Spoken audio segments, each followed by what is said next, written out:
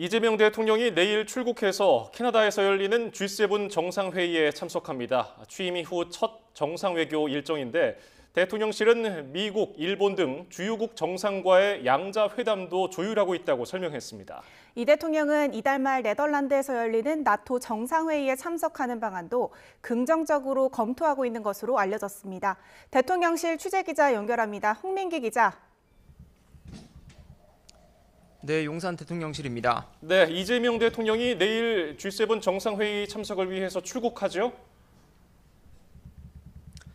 네, 그렇습니다. 위성락 국가안보실장이 조금 전 브리핑을 열고 이재명 대통령의 G7 회의 참석 일정 등을 설명했는데요.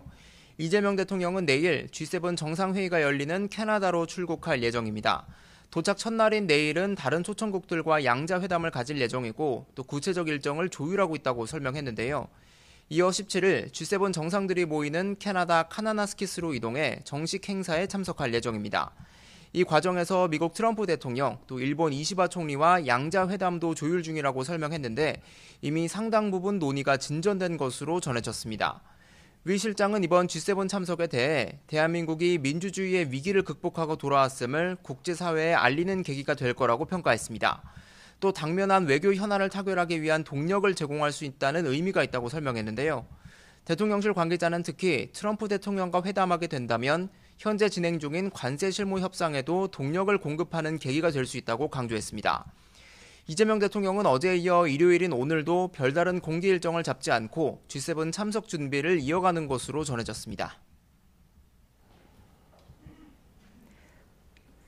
네, 이번 달 말에는 나토 정상회의도 열리는데 이 대통령이 참석할지는 결정됐습니까?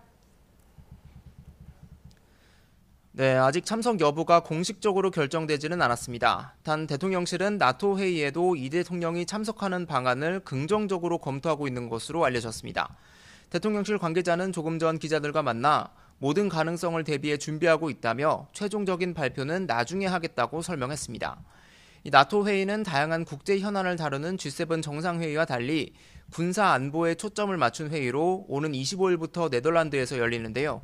여기에 한국이 불참할 경우 우리 새 정부의 외교 노선에 대한 불필요한 우려를 동맹국에 줄 우려가 있다는 판단도 있었던 것으로 보입니다. 특히 우크라이나 전쟁과 이스라엘의 이란 공습 등으로 격화하는 세계 진영 간 갈등도 회의 참석에 무게를 싣게 하는 대목입니다. 다만 새 정부 출범 이후 내각 구성이 완전히 끝나지 않은 상황에서 G7 정상회의에 이어 장기간 국내를 비우는 게 부담이 될 수 있다는 지적도 있는 만큼 이 대통령은 조만간 신중히 참석 여부를 결정할 것으로 보입니다. 지금까지 용산 대통령실에서 YTN 홍민기입니다.